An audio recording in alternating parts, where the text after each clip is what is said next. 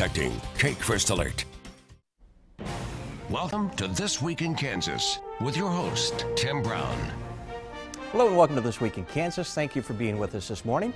The session officially came to a close with sine die Friday, and most are happy the ordeal is over. By most accounts, it was not a good legislative session. By some, it was a disaster. We'll give final thoughts on the actions of the legislature this year. Only 2 states have had worse job growth than Kansas in the past 12 months. Why? And does this prove that Governor Brownback's economic experiment was a failure? We'll discuss that in a moment, but let's start with the final day of the session.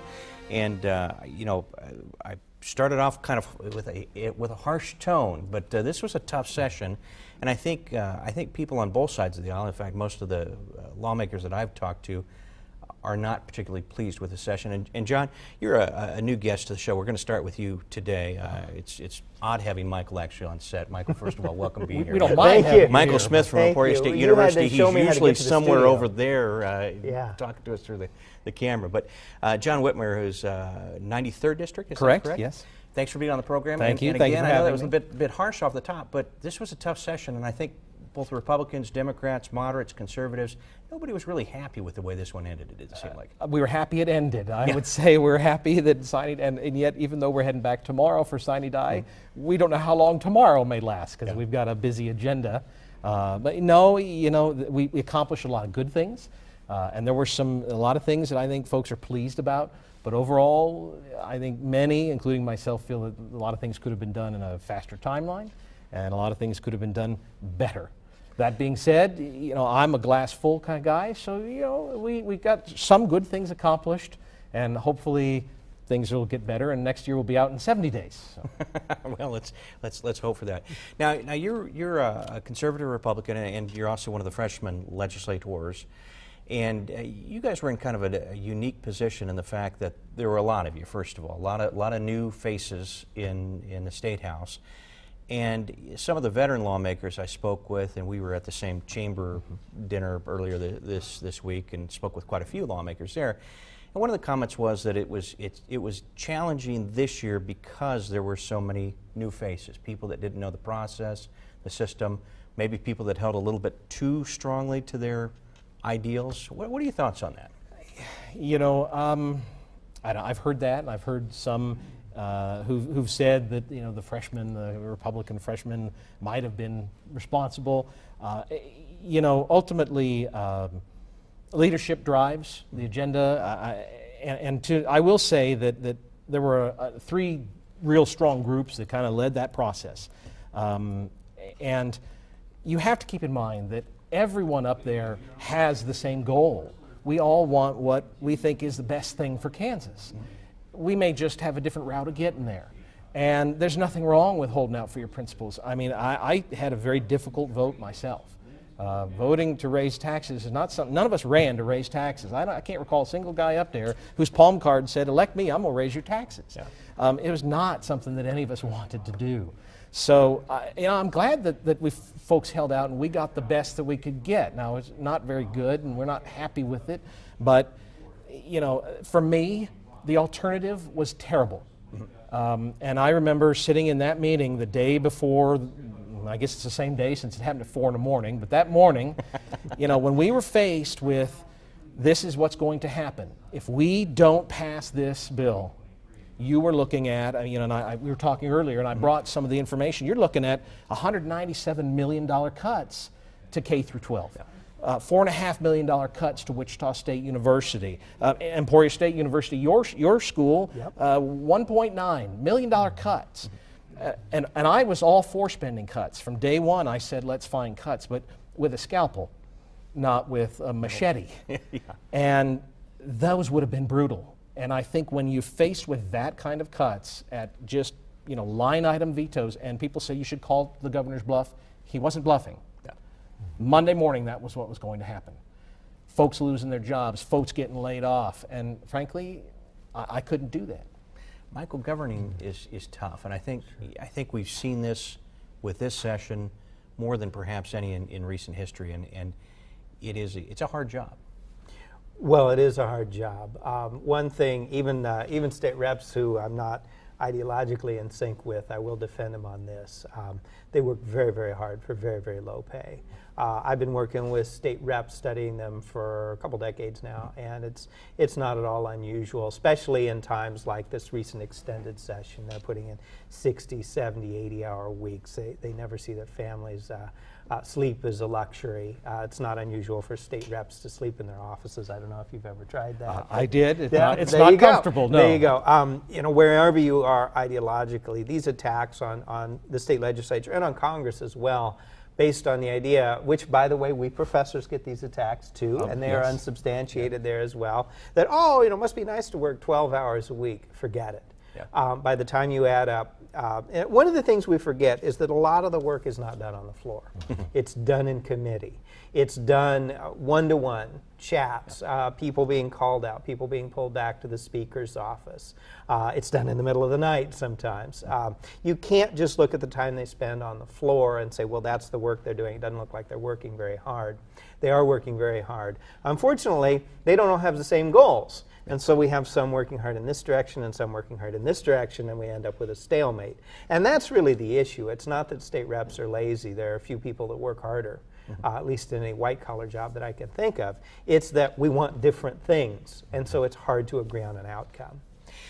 We talk about the question I asked John about the freshman legislators.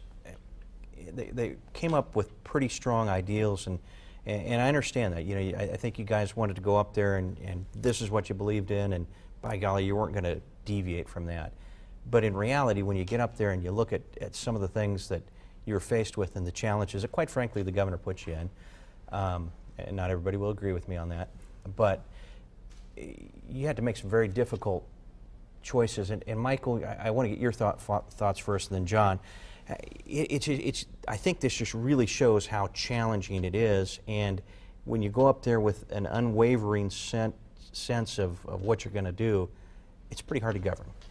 Tim, your show has fans. You have regular viewers, and they're probably getting tired of hearing me say some of these things, but I can't emphasize enough this point that back in the day, and when I say back in the day, I mean like late 20th century, maybe even the first 10 years or so of this century, there was a lot of politics that was local. Famous Tip O'Neill quote, all politics is local. There's an event they have in a lot of Kansas districts called Eggs and Issues. You know, let's have breakfast on Saturday morning, let's hash out the issues. And that's a chance for the state reps to say, listen, I know I said I would never, never, never raise taxes, but I got down there to Topeka and I realized it's a little bit more complicated than that. We have to look at schedules, we have to look at depreciations, we have to look at all this stuff. And they explain it to the constituents. And that's out the window. I mean, I'm not saying the Eggs and Issues doesn't still happen, but that's out the window. Now it's ideological purity. It's to what extent do you toe the party line, to what extent do you toe the line of the interest groups that support your party. If you're a Democrat, that means labor unions in many cases. If you're a Republican, the majority in Kansas, that means groups like Americans for Prosperity. And they're not looking for legislators who vote with them 90% of the time. They're looking for legislators that vote with them 100% of the time, or they will, to use a word that has become a verb, primary them in the next election, run someone even more conservative, or if you're a Democrat, more liberal, against them in the primary. And I'm not sure that's good for governing. John, when you got up there and you kind of saw what was going on and some of the realizations hit you, I know it was an emotional moment for you. Oh, yeah. Not just you, but there were other lawmakers up there, too, that were really struggling with this. The governor got choked up in a number of meetings. Yeah, and you see what's really being asked of you. How different is that than what you thought it would be when you were elected? Well, you know, I've been involved in the process for a long time. I've volunteered on campaigns. I've worked on a number of campaigns, so I didn't go up there, you know, completely naive. Sure. But I knew it was going to be tough. I also knew going in that this session was going to be difficult. I do think there's, you know, principles are important, and I held to my principles. And I will disagree, big surprise, with you to an extent. You know, the chamber, I had their endorsement, and I'm hoping I'll get it again. AFP's been supportive in the past, but you know what? The chamber doesn't vote for me. No. AFP doesn't vote for me. And I think ultimately, you know, I knocked on 4,000 doors, and I held multiple town halls, Eggs and Issue events, and I think during the session I returned every phone call. I returned every email. And while we were in the extended session, I called from my desk to folks to ask them, hey, am I going in the right direction? Do you think I should do this? Do you think we should get home early? And every one of them said, no, stay. Stay as long as it takes to get it done right. So I think as long as reps are being responsive to their voters and to their constituents, that's what matters. You know, these political action groups and these organizations, that's important, but being responsive to the folks and doing what you think is what's in the best interest of the folks. You know, the twisted path may not be the easy one, but ultimately that may be the right one. Okay, talking about the political action groups actually segues to our next segment. We're going to take a commercial break, then we're going to come back. We're going to talk about postcards. Be right back. Listen up, cause I got something to say. Adventure Dental smiles are here to stay. From teeth cleaning and polishing too, we'll even check your eyes for you. Adventure, come on if you wanna have some fun. Adventure, come on, cause you're number one. Whoa! Looks like I could learn a thing or two from you. Adventure, come on if you wanna have some fun. BattleBots is summer primetime perfection. And tonight, fighting machines like you've never seen. The best of the best. Will kick some butt. What a battle! All new BattleBots, tonight, 9/8 Central on ABC. The EMC Cakeland Reading Caravan, awarding $500 grants to elementary libraries all across Cakeland. If you know of a librarian or teacher you believe deserves recognition, you can nominate them at cake.com. And welcome back. We talked about postcards. Actually, we talked a little bit about special interest groups right before we hit the break. And I want to segue to Mark Hutton wrote a kind of an op-ed piece this week that talked about postcards. And he said how it impacted Democrats and moderate Republicans. But I think, honestly, if you really look at it, I think it had a much greater impact, the postcard effect. Everybody's up for election this next year. And I think everybody, you got to be thinking that in the back of your head. I just voted for a tax increase, so what's going to happen when it's time for the primaries? And that's a good question because I'll never raise taxes looks good on a postcard. The subtleties and nuances of what happened, that this tax increase partly put back some of the money lost to an earlier tax cut. That's a little too long for a postcard. We want to cut that. You know, we want to keep it simple. And it really changes our politics. It's a politics of the soundbite. It's a politics of staying on message. I have concerns about how much power political consultants have in this situation. You may be aware of the tragedy of the death of the auditor in Missouri, yep. And there was you know, there are any number of reasons why that may have happened, but abusive behavior by a political consultant appears to have been a factor there. And I think it's out of control. The other question is that those postcards cost money, and the mail-in costs money, and that becomes a question of, well, who's giving the money to fund this? And what we're seeing is much more centralized campaigning with certain groups like the Kansas Chamber funding campaigns all over the state. We're not seeing as much money raised locally. Sure, there's still some, but we don't see as much money raised locally, and all politics is not local anymore. Yeah. John, as a guy who campaigned against raising taxes and then had to vote for this, we were talking on the phone earlier today, and you said, you know, there is one thing you can do. You can go out and knock on those doors and explain why you did what you did. Well, you can come on shows like this too. Well, yes, but you're right, and nothing beats the door knocking. And like I said earlier, you know, I've worked on a number of campaigns, and both for, you know, at the congressional level and local level, city council and state level, before I got in myself. And that, mailers are great. Mailers are great. I did a few mailers, but frankly, nothing beats door knocking. And I'll tell any candidate that if you want to win, that's how you win. And I've seen candidates who've spent tons of money lose, and I've seen candidates who didn't have enough money but went out and actually did the shoe leather method and won. And frankly, if you've got something that you've got to explain, that's how you explain it. And I cannot tell you how many times when I was door knocking, people said, I've never had a candidate come to my door before. And so in my case, you know, I have no problem going and explaining to people, you know, I didn't want to see correction. I didn't want to see prisons, you know, laying off guards. Larned State Hospital, the cuts to Larned State Hospital alone scared the heck out of me. And I think when people see that and they realize Wichita Public Schools were facing a $22 million cut. I have, in my district, I've got Cheney and Clearwater and Hayesville the cuts to those schools, when I'm out there and explaining that to folks, they're going to get it. They're going to understand. He didn't want to do it. He, waited as long as he held out as long as he could. We got $50 million in, efficiency cuts as it is. But in the end, the alternative would have been worse. But don't you think that there were a lot of lawmakers out there that look at that and they think, man, if I do this, if I pull the trigger on this, I think I have to, but I'm going to be out of office. And everybody's, I think that's a reality. I think a lot of people, that's got to be going through their heads. Perhaps they may have to work harder. That would be my response. Maybe they got to, go knock doors some more, work a little harder, and do a few more eggs and issues. Well, Michael, and maybe that's an excellent point. Is that the easy button? We hire a consultant and we pay them, we write them a big check, and they send out mailers, and then I can sit on my couch instead of going out and talking to my constituents. It may be. It's a new breed of candidate. A lot of these younger state reps, they approach the job differently. They're much more ideological. Many have ambitions to run for higher office. It's not seen as much of a thing to have a long career in the House or in the Senate and build up that institutional knowledge. When I was studying the state houses in Missouri and Kansas 10 years ago, you had a lot of people who their aspirations were within the institution. Someday I want to be speaker. Someday I want to be committee chair. I want to get reelected. I want to maintain a relationship with my constituents. I like going home at the end of the session. So that's my real home, not the Capitol. And some of the newer, really charged up legislators, it seems like it's a little different. There's more of a social media presence, Facebook, Twitter, that kind of thing. And there's more career ambition. And I fear maybe less of a connection to the constituents in the home district. All right, let's take another commercial break. When we come back, we're going to talk about job growth in the state. We'll be back in 1 minute.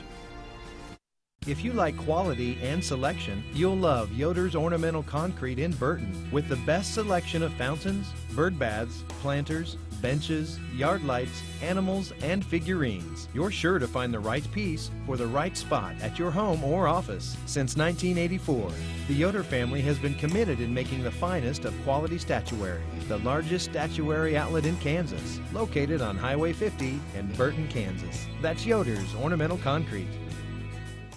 It's time you joined thousands that made the switch to a better buying experience at Schofield Buick GMC. A luxury experience for less with savings up to $11,000 on the best trucks and SUVs with the Sierra, Enclave, Acadia, Yukon Denali, and more. Experience the new Buicks and you'll find true luxury for thousands less than the competition. They're in stock and all on sale, or see us online at SchofieldBuickGMC.com. So come on in, take it for a spin, and switch to Schofield Buick GMC. And welcome back. There was a piece in the Wichita Eagle this week, I believe it was an editorial piece, that talked about job growth in the state of Kansas and said we were third from last in the country in the past 12 months. And those are pretty sobering numbers, particularly when we talk about the session that just happened and the tax increases that had to happen on the heels of the governor's tax cuts. And, there are a lot of people that point at this and say, well, the governor's economic experiment failed. Yeah, and I'm one of them. Another thing that your regular viewers are probably getting tired of hearing me say, but this theory... Never, Michael, never. You're so gracious. This theory that the tax cut was based on, the economist Arthur Laffer, actually hired as a consultant, cut taxes, get more revenue because of all the economic growth, came from a time when U.S. federal taxes were cut from 90% to 70% in the top bracket, and it worked great. And it was after that Laffer came up with this theory. It's a good theory, but it doesn't apply to a state where the top income tax rate was 9%. In state and local government, the research shows very, very little economic growth effect from tax cuts. People tend to live where they want to live. They tend to create jobs where they want to create jobs. I would say the single biggest factor in terms of your job growth, especially if you're looking for those coveted young professionals, is the thickness of the labor market. You need to be in a place with a thick labor market, an Austin, a Seattle, a Minneapolis, St. Paul, a Chicago. The tax is higher there, yeah, but you pay the freight because it has the labor market you need. You're not going to be able to move that to Kansas just by saying we got rid of a 9% top tax rate. John? Well, far be it for me to disagree, but I guess I will. I think it's all well and good to compare our job growth to neighboring states, but really I think it's apples to apples. You should compare how we're doing now to how we've done in the past. And Kansas unemployment rate's currently at 4.4%. National average is 5.5. If you do want to compare it to just our neighboring states, Missouri's at 5.8, Louisiana's at 6.6. Oklahoma and Colorado are 4.3. So regionally, we're very competitive as far as unemployment rates are concerned. It's also important when we're examining the labor market to look at growth in private sector jobs. And those, that's the engine of our economy, especially in Kansas. And in May, Kansas gained over 8,300 private sector jobs since that time last year. So you've got some positive economic numbers. And like I said earlier, I'm a glass half full guy. So I think, you can look at numbers, but one guy can find negative and one guy can find positive. But I choose to look at it and try and compare how we're doing as how we've done in the past. I think we are improving and looking better than we have in the past. But I think even the governor had hoped for more growth than what we've Absolutely. seen. And Kansas does lag behind, but Kansas, I think, traditionally lags behind the nation. And as the national economy is still struggling, I think you'll see, as the national economy recovers, I think we will recover. But when do we get to the point where we say either this thing has worked or it hasn't? I mean, we've gotten it 3 years now, and it just seems like we continue to struggle. And again, getting back to the session, if the governor's plan had worked, you guys wouldn't have been there for 113 days or however long it was. It would have been easy because we would have had lots of money in the bank. That came up a lot. For me, there was a lot of folks that wanted to fix blame, and I was really more focused on trying to fix the problem. And I've always felt, I still continue to feel that it's a spending problem, not a revenue problem. I was very pleased to see the $50 million in spending cuts that I pushed for get into that final bill. I am pleased to see the governor over the past his term has cut over $1 billion in spending. But I think we could still find some more efficiency cuts. I think that may be the direction we need to go. But you don't change horses midstream. Michael, fix some blame for me before we go to break. Well, again, I've read a number of studies on this. I do teach state and local government. I'm just not seeing a lot of connection between tax rates. Now, there are tax policies you could do, Mr. Legislator, that could have a real impact on economic growth. And I'll give you an example. Tax reciprocity between Missouri and Kansas. Kansas City is one of the handful of metropolitan areas in this country where there's no tax reciprocity between the two states. You have to file taxes in both states. That's absurd, not to mention this crazy border war in which the states give incentives for businesses to move across the street. If we had tax reform about things like that, I think we could see some economic growth. All right, guys, we have to take another break. When we come back, we'll talk about Representative Valdina Nguyen and the abortion ruling that just happened this week. It was just so easy to work with people from Kitchen Tune-Up. I thought it was beautiful. I thought Kitchen Tune-Up did an awesome job. And what I liked about it was on budget, and obviously it's beautiful. Are you thinking about purchasing an RV or upgrading? Wichita RV can make your experience both affordable and memorable. Serving Kansans for over 25 years, our courteous, experienced, and factory-trained sales staff will help you find your home away from home. Come see Bob and his team at either of our 2 convenient locations. East, just 3 miles east of Andover Road on the north side of Highway 54, or west at Mason Kellogg on the north side of the street. For more information, visit our website at wichitarv.com. When a storm is on the horizon, when the clock is ticking, you need time. Kate First Alert is there, keeping you ahead of the storm, giving you the time you need. Jay Prater and the Kate First Alert team, always tracking, always alerting, always protecting. And welcome back. Now, this is something that's happening. We have to remind our viewers that we tape on Thursday evenings. Sine Die is on Friday. And there will be something that will happen Friday morning, and I think, John, you're going to go for this. Representative Valdina Nguyen is going to be up in front of a committee based on some comments that she made in front of another committee when she was... her committee, yes. Yeah, her committee. And she had talked about some legislation being racist and bigoted, and people got pretty upset about that. And it seems awfully unusual that we would actually have a hearing over this. It's, this is a very rare, I think it's only occurred 3 times in state history. But, the legislature is a self-governing body, and there are very specific procedures outlined in the rules of how, we handle these types of complaints from one member to another. And this is the process. And, you know, legislators refrain quite well, actually, from personal attacks or impugning the motives of fellow legislators. And this is how a complaint is handled, is they have they convene a panel. The panel is comprised of equal members from both sides, both parties and affiliations. They get together and they hear, they'll have testimony tomorrow. She'll have 10 minutes. Those who filed the complaint will have 10 minutes, and then they'll come to some sort of a consensus. You know, from me personally, I don't want to speak to the particular, because it's still going to be heard tomorrow.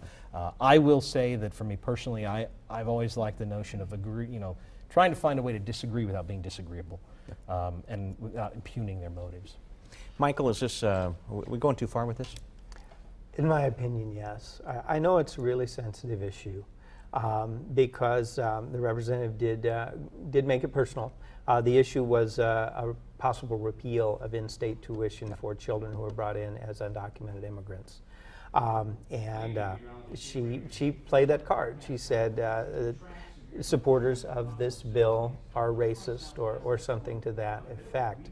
I would argue, though, that that's the kind of thing that needs to be in the marketplace of ideas.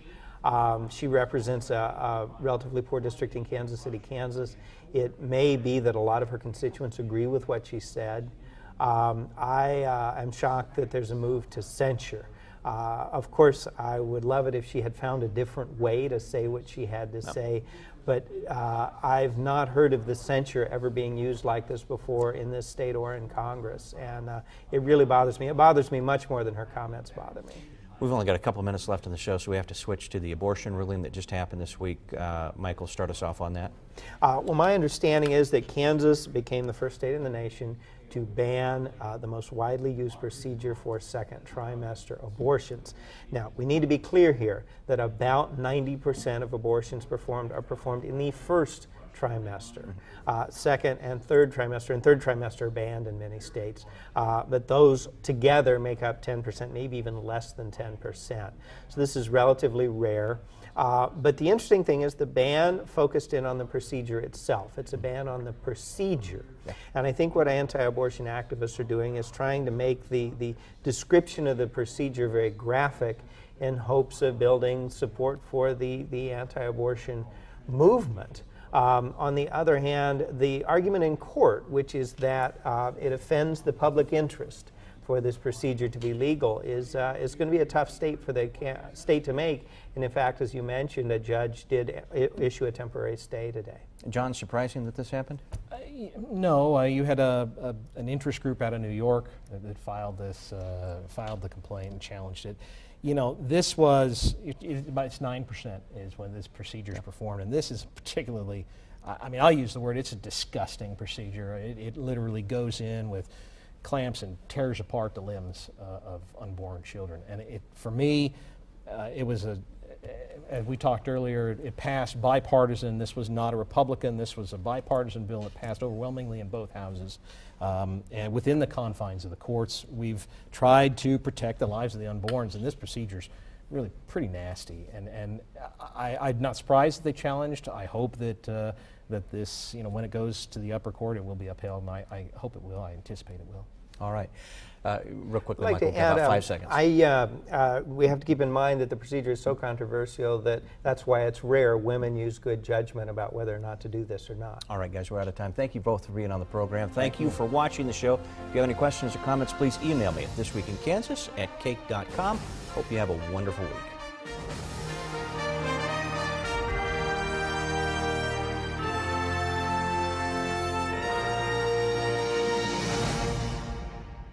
We're fast food fanatics, so we thought